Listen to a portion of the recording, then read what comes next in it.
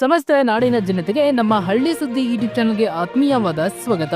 ಈ ಜಿಲ್ಲೆಯ ರೈತರಿಗೆ ಬೆಳೆ ಪರಿಹಾರ ಜಮಾ ಆಗಿದೆ.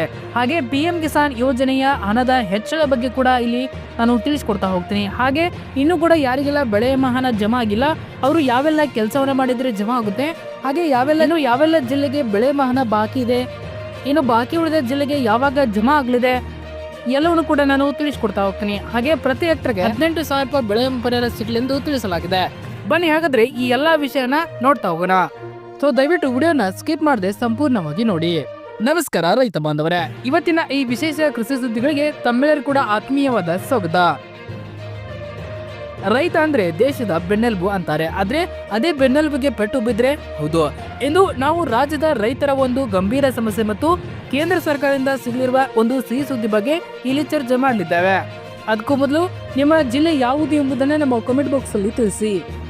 ವಿಶೇಷವಾಗಿ ಬೀದರ್ ಭಾಗದ ರೈತರು ಎದುರಿಸುತ್ತಿರುವ ಸಂಕಷ್ಟಗಳೇನು, ಕಬ್ಬಿನ ಬಿಲ್ ಪಾವತಿಯಲ್ಲಿ ಆಗ್ತಾ ಇರೋ ಮೋಸ ಏನು, ಹಾಗೇನೆ ಫೆಬ್ರವರಿ 1ರ ಬಜೆಟ್ನಲ್ಲಿ PM ಕಿಸಾನ್ ಹಣ ಡಬಲ್ ಆಗುತ್ತಾ, ಈ ಎಲ್ಲಾ ಪ್ರಶ್ನೆಗಳಿಗೆ ಇಂದಿನ ಈ ವಿಡಿಯೋದಲ್ಲಿ ಉತ್ತರ ಸಿಗಲಿದೆ. ವಿಡಿಯೋ ಶುರು ಮಾಡೋಕ್ಕೂ ಮುಂಚೆ ಒಂದು ಚಿಕ್ಕ ಮನವಿ, ರೈತರಿಗೆ ಸಂಬಂಧಿಸಿದ ನಿಖರವಾದ ಸುದ್ದಿಗಳಿಗಾಗಿ ನಮ್ಮ ಚಾನೆಲ್ ಈ ಕೂಡಲೇ ಸಬ್ಸ್ಕ್ರೈಬ್ ಮಾಡ್ಕೊಳ್ಳಿ, ಪಕ್ಕದಲ್ಲಿರುವ ಬೆಲ್ ಐಕನ್ ಒತ್ತಿ. ಮೊದಲನೇ ಸುದ್ದಿಗಾಗಿ ನಮ್ಮ ಉತ್ತರ ಕರ್ನಾಟಕ ಕಡೆ ಕಣ್ಣು ಹಾಯಿಸೋದಾದ್ರೆ, ಬೀದರ್ ಜಿಲ್ಲೆಯ ರೈತರು ಕೂಡ ಸದ್ಯಕ್ಕೆ ಸಂಕಷ್ಟದ ಸುಳಿಯಲ್ಲಿ ಸಿಲುಕಿದ್ದಾರೆ. ಅತಿವೃಷ್ಟಿ ಅಂದ್ರೆ ವಿಪರೀತ ಮಳೆಯಿಂದಾಗಿ ಕೈಗೆ ಬಂದ ತುತ್ತು ಬಾಯಿಗೆ ಬಾರದ ಪರಿಸ್ಥಿತಿ ನಿರ್ಮಾಣವಾಗಿದೆ. ಮಳೆಯಿಂದ ಬೆಳೆ ನಾಶ ಒಂದೆಡೆ ಆದ್ರೆ ಇನ್ನೊಂದೆಡೆ ಕಾರ್ಖಾನೆಗಳ ಧರಣಿ ರೈತರನ್ನ ಕಂಗಾಲಾಗಿಸಿದೆ. ವಿಷಯ ಏನಪ್ಪಾ ಅಂತಂದ್ರೆ, ಬೀದರ್ ಜಿಲ್ಲೆಯಲ್ಲಿ ಕಬ್ಬು ಬೆಳೆಗಾರರು ತೀವ್ರ ಆಕ್ರೋಶ ವ್ಯಕ್ತಪಡಿಸಿದ್ದಾರೆ. ಹೌದು, ಸರ್ಕಾರ ಮತ್ತು ಕಾರ್ಖಾನೆಗಳ ಒಪ್ಪಂದದ ಪ್ರಕಾರ ಪ್ರತಿ ಟನ್ ಕಬ್ಬಿಗೆ 2,950 ರೂಪಾಯಿ ದರ ನಿಗದಿ ಮಾಡಲಾಗಿದೆ. ಈ ನಿಯಮದ ಪ್ರಕಾರ ರೈತರ ಕಬ್ಬು ಸರಬರಾಜು ಮಾಡಿದ 15 ದಿನಗಳ ಒಳಗಾಗಿ ಅವರ ಖಾತೆಗೆ ಹಣ ಜಮಾ ಆಗಬೇಕು. ಇದು ಕಾನೂನು ಕೂಡ ಹೌದು, ಆದ್ರೆ ವಾಸ್ತವದಲ್ಲಿ ಆಗ್ತಾ ಇರುವುದೇ ಬೇರೆ. ಹೌದು, ಈ ಜಿಲ್ಲೆಯ ಬಹುತೇಕ ಸಕ್ಕರೆ ಕಾರ್ಖಾನೆಗಳು ಈ ನಿಯಮವನ್ನ ಗಾಳಿಗೆ ತೋರಿವೆ, ರೈತ ಸಂಘ ಆರೋಪಿಸಿದೆ. ಕಬ್ಬು ಕಳಿಸಿ 1 ತಿಂಗಳ ಕಳೆದರೂ ಕೂಡ ರೈತರ ಅಕೌಂಟ್ಗೆ ಬಿಡಿಗಾಸು ಬಂದಿಲ್ಲ. ಇದರಿಂದ ಸಾಲ ಮಾಡಿ ಕೃಷಿ ಮಾಡಿದ್ದ ರೈತರು ಬಡ್ಡಿ ಕಟ್ಟಲಾರದೆ ಪರದಾಡುವಂತಾಗಿದೆ. ಈ ಬಗ್ಗೆ ಕೂಡಲೇ ಜಿಲ್ಲಾಧಿಕಾರಿಗಳು ಎಚ್ಚೆತ್ತುಕೊಳ್ಬೇಕು ಮತ್ತು ಕಾರ್ಖಾನೆಗಳಿಗೆ ಖಡಕ್ ವಾರ್ನಿಂಗ್ ಕೊಡಬೇಕು ಅಂತ ರೈತ ಸಂಘ ಮತ್ತು ಹಸಿರು ಸೇನೆ ಆಗ್ರಹಿಸಿದೆ. ಇನ್ನು ಇದೇ ಬೀದರ್ ಜಿಲ್ಲೆಯ ಔರಾ ತಾಲೂಕಿನ ಚಟ್ಟಾಳ ಎಂಬ ಗ್ರಾಮದ ರೈತನ ಕತೆ ಕೇಳಿದ್ರೆ ಕಣ್ಣೀರು ಬರುತ್ತೆ. ಅಲ್ಲಿನ ಸುಮಾರು 70ಕ್ಕೂ ಹೆಚ್ಚು ರೈತರ ಜಮೀನಿನಲ್ಲಿ ಬೆಳೆ ಸಂಪೂರ್ಣ ನಾಶವಾಗಿದೆ. ಆದ್ರೆ ವಿಪರ್ಯಾಸ ಅಂದ್ರೆ ಬೆಳೆ ಹಾನಿಯಾಗಿ ಇಷ್ಟು ದಿನ ಕಳೆದರೂ ಕೂಡ ಅವರಿಗೆ ನಯಾ ಪೈಸಾ ಪರಿಹಾರ ಬಂದಿಲ್ಲ. ಸರ್ಕಾರಿ ಅಧಿಕಾರಿಗಳು ಈ ಗಮನ ಹರಿಸ್ತಾ ಇಲ್ಲ ಅನ್ನೋದೇ ಅಲ್ಲಿನ ರೈತರ ಪ್ರಮುಖ ದೂರ ಆಗಿದೆ.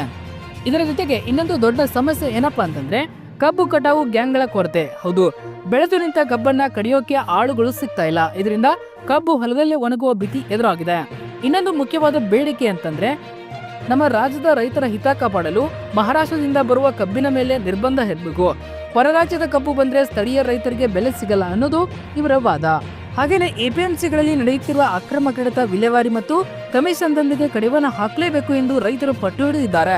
ನಿಮ್ಮ ಊರಿನಲ್ಲೂ ಈ ರೀತಿ ಬೆಳೆ ಬಾರದೇ ಇದ್ರೆ ಅಥವಾ APMC ಸಮಸ್ಯೆ ಇದ್ರೆ ದಯವಿಟ್ಟು ಕಾಮೆಂಟ್ ಮಾಡಿ ತಿಳಿಸಿ.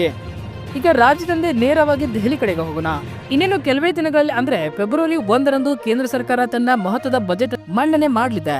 ಈ ಬಾರಿಯ ಬಜೆಟ್ ಮೇಲೆ ದೇಶದ ಕೋಟ್ಯಾಂತರ ರೈತರು ಕಣ್ಣಿಟ್ಟಿದ್ದಾರೆ. ಯಾಕಂದ್ರೆ ಸರ್ಕಾರ ಈ ಬಾರಿ ಕೃಷಿಗೆ ದೊಡ್ಡ ಮೊತ್ತದ ಗಿಫ್ಟ್ ಕೊಡುವ ಸಾಧ್ಯತೆ ಇದೆ.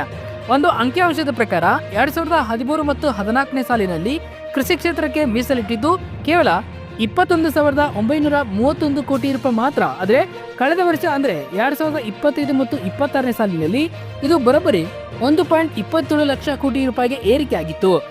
ಈಗ ಆರ್ಥಿಕ ತಜ್ಞರ ಹೇಳ್ತಾ ಇರೋ ಪ್ರಕಾರ ಈ ಬರುವ 2026 ಮತ್ತು 27ರ ಬಜೆಟ್ನಲ್ಲಿ ಕೃಷಿ ವಲಯಕ್ಕೆ ಸುಮಾರು 1.50 ಕೋಟಿ ಲಕ್ಷ ರೂಪಾಯಿ ಅನುದಾನ ಸಿಗುವ ಸಾಧ್ಯತೆ ಇದೆ. ಇದು ನಿಜಕ್ಕೂ ರೈತರ ಬಜೆಟ್ ಆಗುತ್ತಾ ಅನ್ನೋದು ಕಾದ್ ನೋಡ್ಬೇಕಿದೆ. ಇನ್ನು PM ಕಿಸಾನ್ ಹಣ ಡಬಲ್ ಆಗುತ್ತಾ, ಬನ್ನಿ ನೋಡ್ತಾ ಹೋಗೋಣ. ಇನ್ನು ಎಲ್ಲರ ಬಾಯಲ್ಲೂ ಕೂಡ ಓಡಾಡ್ತಾ ಇರೋ ಸುದ್ದಿ ಏನಪ್ಪಾ ಅಂತಂದ್ರೆ PM ಕಿಸಾನ್ ಸನ್ಮಾನ್ ನಿಧಿ ಯೋಜನೆ ಹಣದ ಬಗ್ಗೆ. ಹೌದು, ರೈತರಿಗೆ ವಾರ್ಷಿಕವಾಗಿ ಸಿಗ್ತಾ ಇರೋ 6,000 ರೂಪಾಯಿ ಹಣವನ್ನ ಡಬಲ್ ಮಾಡ್ತಾರಾ ಅಂದ್ರೆ 12,000 ರೂಪಾಯಿ ಮಾಡ್ತಾರಾ, ಈ ಬಗ್ಗೆ ಒಂದು ಕ್ಲಾರಿಟಿ ಇಲ್ಲಿದೆ. ಸದ್ಯಕ್ಕೆ ದೇಶದಲ್ಲಿ 9 ರಿಂದ 10 ಕೋಟಿ ರೈತರು ಈ ಯೋಜನೆ ಲಾಭ ಪಡಿತಾ ಇದ್ದಾರೆ. ಪ್ರತಿ ಕಂತಿಗೆ ಸರ್ಕಾರಕ್ಕೆ ಸುಮಾರು 20,000 ಕೋಟಿ ರೂಪಾಯಿ ಖರ್ಚಾಗುತ್ತೆ. ಒಂದು ವೇಳೆ ಸರ್ಕಾರ ಈ ಹಣವನ್ನು ಡಬಲ್ ಮಾಡಿದ್ರೆ ಬೊಕ್ಕಸಕ್ಕೆ ಹೆಚ್ಚುವರಿಯಾಗಿ 60,000 ಕೋಟಿ ರೂಪಾಯಿ ಹೊರೆ ಬೀಳುತ್ತೆ. ಹಾಗಾಗಿ ಹಣವನ್ನ ನೇರವಾಗಿ ಡಬಲ್ ಮಾಡೋ ಸಾಧ್ಯತೆ ತೀರಾ ಕಡಿಮೆ ಇದೆ ಅಂತ ವರದಿಗಳು ಹೇಳ್ತಿವೆ. ಆದ್ರೆ ರೈತರಿಗೆ ನಿರಾಸೆ ಮಾಡಲ್ಲ, ಬದಲಾಗಿ ಒಂದು ಬಂಪರ್ ಆಫರ್ ಸಿಗೋ ಚಾನ್ಸ್ ಇದೆ. ಅದೇನಪ್ಪಾ ಅಂತಂದ್ರೆ ಈಗ ವರ್ಷಕ್ಕೆ 3 ಕಂತುಗಳಲ್ಲಿ ಹಣ ಬರ್ತಾ ಇದೆ ಅಲ್ವಾ, ಇದನ್ನ 4 ಕಂತುಗಳಿಗೆ ಏರಿಕೆ ಮಾಡಬಹುದು. ಅಂದ್ರೆ ರೈತರಿಗೆ ವರ್ಷಕ್ಕೆ 6,000 ರೂಪಾಯಿ ಬದಲು 8,000 ರೂಪಾಯಿ ಸಿಗುವ ಸಾಧ್ಯತೆ ದಟ್ಟವಾಗಿದೆ. 12,000 ಅಲ್ಲದಿದ್ರು ಈಗ ಬರ್ತಾ ಇರೋದಕ್ಕಿಂತ 2,000 ಜಾಸ್ತಿ ಸಿಕ್ಕರೆ ರೈತರಿಗೆ ಗೊಬ್ಬರ ಬೀಜ ತರೋಕೆ ಸಹಾಯ ಆಗುತ್ತೆ ಅಲ್ವಾ. ಹೌದು, ಇನ್ನು 22ನೇ ಕಂತಿನ ಯಾವಾಗ ಬರುತ್ತೆ ಅಂತ ಕೇಳ್ತಾ ಇದ್ರಲ್ವಾ, ಬಜೆಟ್ ಮುಗಿದ ತಕ್ಷಣವೇ ರೈತರ ಖಾತೆಗೆ ಹಣ ಜಮಾ ಆಗುವ ನಿರೀಕ್ಷೆ ಇದೆ. ಸೊ ನೋಡಿದ್ರಲ್ಲ ಫ್ರೆಂಡ್ಸ್, ಇದಿಷ್ಟು ಇವತ್ತಿನ ಪ್ರಮುಖ ಕೃಷಿ ಸುದ್ದಿಯಾಗಿದೆ. ಇನ್ನು ಬೀದರ್ ಜಿಲ್ಲೆಯ ರೈತ ಹೋರಾಟಕ್ಕೆ ನ್ಯಾಯ ಸಿಗಲಿ, ಹಾಗೆ ಮುಂಬರುವ ಬಜೆಟ್ ನಲ್ಲಿ ರೈತರ ಕಿಸಿಗೆ ಎಕ್ಸ್ಟ್ರಾ ದುಡ್ಡು ಸಿಗಲಿ ಅಂತ ಹಾರೈಸೋಣ. ನಿಮ್ಗೇನು ಅನಿಸುತ್ತೆ? PM ಕಿಸಾನ್ ಹಣವನ್ನ ಸರ್ಕಾರ 6,000ದಿಂದ ಎಷ್ಟಕ್ಕೆ ಏರಿಕೆ ಮಾಡಬೇಕು? 8,000 ಸಾಕ ಅಥವಾ 12,000 ಮಾಡಲೇಬೇಕಾ? ನಿಮ್ಮ ಅಭಿಪ್ರಾಯನ ಮರೆಯದೆ ನಮ್ಮ ಕಮೆಂಟ್ ಬಾಕ್ಸ್ ಅಲ್ಲಿ ತಿಳಿಸಿ.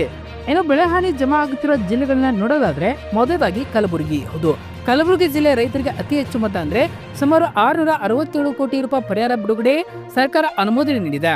ಇದರಲ್ಲಿ 2.36 ಲಕ್ಷ ರೈತರಿಗೆ ಖಾರಿಫ್ ಹಂಗಾಮಿನ ಬೆಳೆ ನಷ್ಟ ಪರಿಣಾಮ ಸೇರಿದೆ. ಇನ್ನು ಹಾವೇರಿ ಜಿಲ್ಲೆಗೆ, ಹೌದು, ಹಾವೇರಿ ಜಿಲ್ಲೆಗೆ ಸುಮಾರು 126 ಕೋಟಿ ಮಧ್ಯಂತರ ಬೆಳೆ ಪರಿಹಾರ ಬಿಡುಗಡೆ ಆಗಲಿದ್ದು ಈಗಾಗಲೇ ಹಂತ ಹಂತವಾಗಿ ರೈತರ ಖಾತೆಗೆ ಜಮಾ ಆಗುತ್ತಿದೆ. ಇನ್ನು ಧಾರವಾಡ ಜಿಲ್ಲೆಗೆ ನೋಡೋದಾದ್ರೆ, ಧಾರವಾಡ ಜಿಲ್ಲೆಯ ನವಲಗುಂದ, ಹುಬ್ಬಳ್ಳಿ ಮತ್ತು ಕುಂದಗೋಳ ತಾಲೂಕುಗಳ ಸುಮಾರು 65,000 ರೈತರಿಗೆ ಒಟ್ಟು 63 ಕೋಟಿ ರೂಪಾಯಿ ಪರಿಹಾರ ಜಮಾ ಆಗಿದೆ. ಇನ್ನು ಗದಗ ಜಿಲ್ಲೆ ನೋಡೋದಾದ್ರೆ, ಗದಗ ಜಿಲ್ಲೆ ಕೆಲವು ಕಡೆ ಉದಾಹರಣೆಗೆ ಹೊಳೆಆಲೂರು ಹೋಬಳಿ ಗೋವಿನಜೋಳ ವಿಮೆ ಹಣ ಜಮಾ ಆಗುತ್ತಿರುವ ಬಗ್ಗೆ ವರದಿಗಳಿವೆ. ಪ್ರಕ್ರಿಯೆಯಲ್ಲಿರುವ ಇತರೆ ಜಿಲ್ಲೆಗಳು ಬೆಳಗಾವಿ, ವಿಜಯಪುರ, ಬಾಗಲಕೋಟೆ, ಈ ಜಿಲ್ಲೆಗಳಲ್ಲೂ ಕೂಡ ಪಾವತಿ ಪ್ರಕ್ರಿಯೆ ಚುರುಕಾಗಿದ್ದು ಅರ್ಹ ರೈತರ ಪಟ್ಟಿಗಳನ್ನ ಪರಿಹಾರ ಪೋರ್ಟಲ್ನಲ್ಲಿ ಅಪ್ಡೇಟ್ ಮಾಡಲಾಗುತ್ತಿದೆ. ಇನ್ನು ಕರಾವಳಿ ಭಾಗದಲ್ಲಿ ಅಂದ್ರೆ ಮಂಗಳೂರು ಭಾಗದಲ್ಲಿ ಸ್ವಲ್ಪ ವಿಳಂಬವಾಗಿದ್ದು ಅದನ್ನ ಸರಿಪಡಿಸುವುದಾಗಿ ಸರ್ಕಾರ ತಿಳಿಸಿದೆ. ಇನ್ನು ಬೆಳೆ ಹಾನಿ ಪರಿಹಾರ ಅರ್ಹರ ಪಟ್ಟಿಯಲ್ಲಿ ನಿಮ್ಮ ಹೆಸರು ಇದೆಯಾ, ಹೇಗೆ ಚೆಕ್ ಮಾಡುವುದು ಇಲ್ಲಿ ತಿಳಿಸ್ಕೊಡ್ತಾ ಹೋಗ್ತೀನಿ. ಮೊದಲಾಗಿ ನಮ್ಮ ಡಿಸ್ಕ್ರಿಪ್ಷನ್ ಬಾಕ್ಸ್ ಅಲ್ಲಿ ಒಂದು ಲಿಂಕ್ ಅನ್ನ ಕೊಟ್ಟಿರ್ತೇವೆ. ಆ ಲಿಂಕ್ ಮೇಲೆ ಕ್ಲಿಕ್ ಮಾಡಬೇಕು. ಆಗ ಈ ರೀತಿ ಪೇಜ್ ಓಪನ್ ಆಗುತ್ತೆ. ಅಲ್ಲಿ ನಿಮ್ಮ ಜಿಲ್ಲೆ, ತಾಲೂಕು, ಹೋಬಳಿ ಹಾಗೂ ನಿಮ್ಮ ಗ್ರಾಮವನ್ನು ಆಯ್ಕೆ ಮಾಡಿಕೊಂಡು ನಂತರ ಮುಂದಿನ ಆಪ್ಷನ್ ಮೇಲೆ ಕ್ಲಿಕ್ ಮಾಡಬೇಕು. ಆಗ ಅಲ್ಲಿ ರೈತರ ಹೊಸ ಪಟ್ಟಿ ತೆರೆದುಕೊಳ್ಳುತ್ತದೆ. ಅಲ್ಲಿ ಒಂದೊಂದಾಗಿ ನಿಮ್ಮ ಆ ಹೆಸರನ್ನ ಸೀರಿಯಲ್ ವೈಸ್ ಆಗಿ ಚೆಕ್ ಮಾಡ್ತಾ ಹೋಗಿ. ಆ ಪಟ್ಟಿಯಲ್ಲಿ ನಿಮ್ಮ ಹೆಸರು ಇದ್ದರೆ ಮಾತ್ರ ನಿಮಗೆ ಬೆಳೆ ಹಾನಿ ಪರಿಹಾರ ಜಮಾ ಆಗಲಿದೆ. ಒಂದು ವೇಳೆ ಆ ಪಟ್ಟಿಯಲ್ಲಿ ಹೆಸರು ಇದ್ದು ನಿಮಗೆ ಜಮಾ ಆಗಿಲ್ಲ ಅಂತಂದರೆ ನಿಮ್ಮ ಹತ್ತಿರದ ಕೃಷಿ ಇಲಾಖೆಗೆ ಭೇಟಿ ನೀಡಿ ಹೆಚ್ಚಿನ ಮಾಹಿತಿಯನ್ನು ಕೂಡ ನೀವು ಅಲ್ಲಿ ತಿಳಿದುಕೊಳ್ಳಬಹುದು. ಮತ್ತೆ ಮುಂದಿನ ವಿಡಿಯೋದಲ್ಲಿ ಸಿಗೋಣ. ಧನ್ಯವಾದಗಳು. ಹಾಗೆ ನಿಮ್ಮ ಖಾತೆಗೆ ಬೆಳೆ ಹಣ ಜಮಾ ಆಗಿದೆಯಾ, ಬೆಳೆ ಹಾನಿ ಜಮಾ ಆಗಿದೆಯಾ, ಕಾಮೆಂಟ್ ಮಾಡಿ ತಿಳಿಸಿ. ನಾನು ಹೆಚ್ಚಿನ ಮಾಹಿತಿಯನ್ನು ಮತ್ತೆ ಮುಂದಿನ ವಿಡಿಯೋದಲ್ಲಿ ಸಿಗೋಣ.